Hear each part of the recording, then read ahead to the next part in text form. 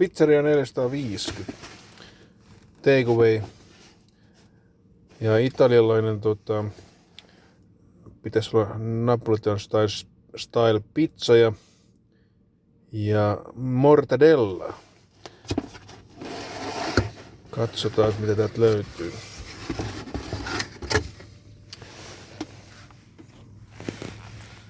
Aika pienen näköinen. Ei oo kauhean iso tää mortadella pizza. Eikä ole vedetty sliceihin ollenkaan. Eli tää on yhtenä könttänä. Tässä on erikoisuutena se, että se on pistasipähkinää ja italialaista mortadella makkaraleikettä.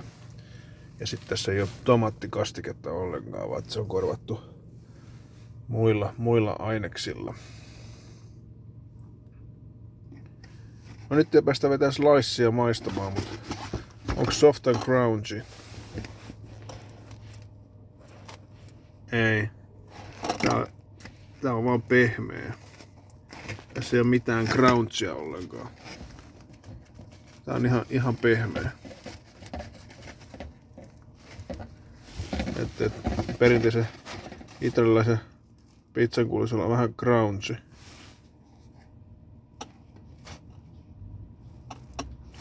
Tässä ei ole mitään crunchia ollenkaan.